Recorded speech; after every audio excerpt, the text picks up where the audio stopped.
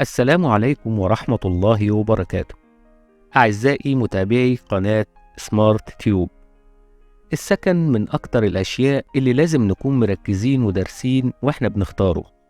فكلمة مسكن يعني راحة وسكينة وهروب من ضغوط العمل والحياة اليومية، وبالتالي لازم يكون المسكن بتاعي مريحني، لأن في الطبيعي الواحد ما بيشتريش مسكن كل يوم. فعند معظم الناس بتكون مرة واحدة في العمر، فيا صابت وارتحت ويا خابت وتعذبت.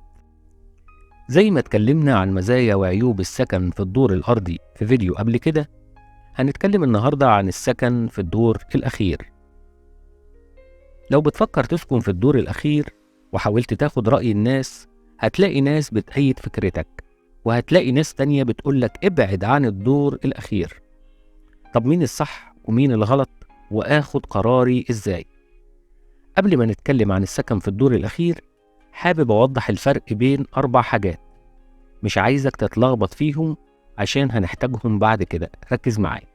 رقم 1، شقة دور أخير في مبنى والسطح فوق منها مشاع لباقي السكان في المبنى. رقم 2، شقة روف، وهي الشقة اللي بتكون مبنية أساسا على السطح وباقي السطح بيكون كأنه فرندة كبيرة ليها. رقم 3، شقة بنت هاوس، وهي شقة روف زي اللي قبلها بالظبط، بس بتكون في عمارة شيك أو داخل كومباوند، علشان كده بندلعها وبدل كلمة روف بنقول بنت هاوس، يعني شقة بنت ناس يعني. رقم 4، شقة دوبلكس آخر دور ومضاف إليها جزء الروف المبني فوق الشقة كتكملة للدور اللي تحتها، يعني بيبقى دورين فوق بعض، آخر دور زائد الروف، وبيكون طبعا معاها باقي السطح فوق كأنه فرندة كبيرة ليها. بعد ما عرفنا الفرق بين ال4 أنواع من شقق الدور الأخير، نصحصح كده مع بعض علشان هنقول المفيد. أولا، مميزات السكن في الدور الأخير وإيه اللي ممكن يضيع مني المميزات دي. رقم 1، البعد عن الإزعاج والضوضاء. الدور الأخير هو أبعد دور عن الإزعاج وضوضاء المارة في الشارع، وده مفيد جدا لأنك هتنام بدون إزعاج وأولادك هيذاكروا في هدوء، يعني إحساس بالهدوء كده كأنك قاعد فوق مع الملايكة.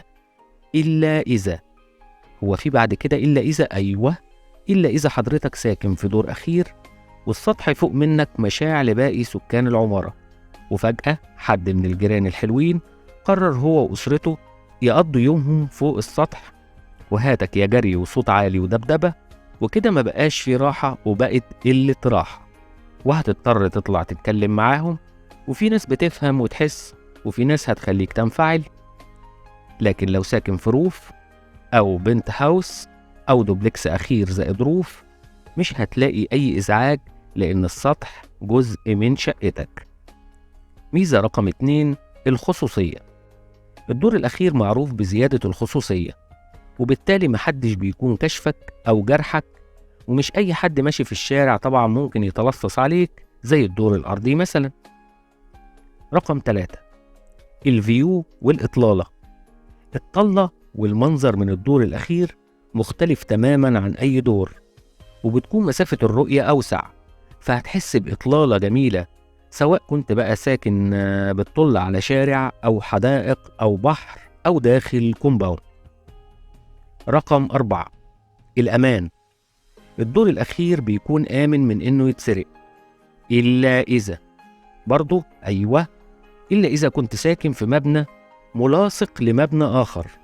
فلو كنت دور أخير وفي مبنى جنبك أو أكتر ملاصقين ليك وبنفس ارتفاع المبنى اللي انت فيه، فلازم تأمن نفسك بحديد حماية على الفتحات زي الأبواب والشبابيك. لكن لو المبنى مش ملاصق لأي مبنى تاني فمش هتحتاج حديد حماية.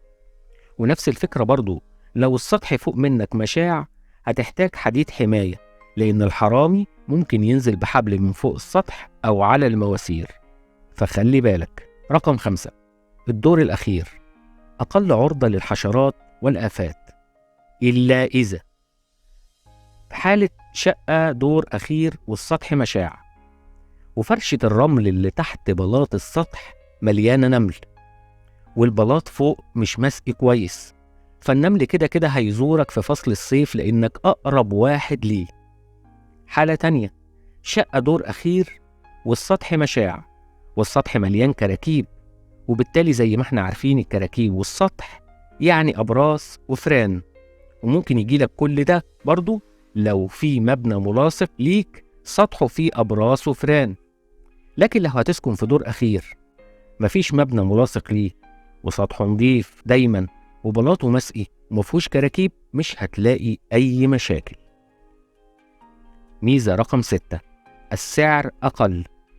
من المعروف إن الدور الأخير سعره بيكون أقل من الأدوار المتكررة، إلا إذا كان الدور الأخير عبارة عن بنت هاوس في كومباوند أو دوبلكس مكون من آخر دور زائد روف، فده هتلاقي سعره عالي شوية. رقم 7، القعدة الحلوة.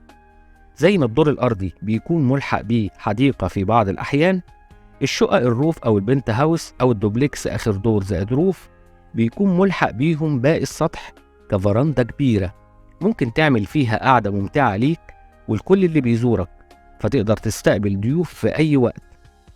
لكن في حالة لو شقة دور أخير والسطح مشاع فممكن برضو تعمل قعدة فوق، ولكن استعد لزيارة بعض الجيران للمشاركة معاك في قعدتك في أي وقت. وزي ما قلنا مميزات الدور الأخير، هنقول عيوب الدور الأخير وإزاي نتلافاها. أول عيب، هتطلع على السلم ولا في أسانسير؟ في حالة عدم وجود أسانسير بيكون الدور الأخير غير مناسب لكبار السن وذوي الإعاقة الجسدية ومرضى القلب والتنفس وخشونة المفاصل. أما في حالة وجود أسانسير بيكون العيب ده مش موجود، ومش هتحس بيه غير مرات قليلة جدا لما بيحصل عطل في الأسانسير أو أثناء الصيانة الدورية للأسانسير. طب لو الأسانسير تعبان على طول، السكان مش متعاونة وتقريبا مفيش صيانة، يبقى اعتبر إن مفيش أسانسير وصدقني هتتعب. وده يخلينا نركز واحنا بنشتري على جودة المصعد، وهل في وديعة محطوطة لصيانة المصعد، وهل في تعاقد مع شركة لصيانة المصعد. خلي بالك من الحاجات دي كويس. العيب رقم 2، عزل سقف الشقة. لازم تتأكد إن سقف شقتك معزول عزل مائي علشان المطر، وعزل حراري علشان حرارة الصيف، وطبعا لازم السطح يكون متبلط وفي ميول للبلاط في اتجاه جرجور الصرف اللي هي بلعات الصرف. ولو شقتك روف أو بنت هاوس أو دوبلكس آخر دور زائد روف، يعني عندك فراندا كبيرة، فلازم تتأكد برضو من ميول البلاط فيها ناحية جرجور الصرف، وتعمل عتب رخام على كل الأبواب علشان مية المطر ما تدخلش جوه شقتك. فلو عزلت سطحك وفرندتك وبقى فيهم ميول للمطر، كده بيكون العيب ده مش موجود.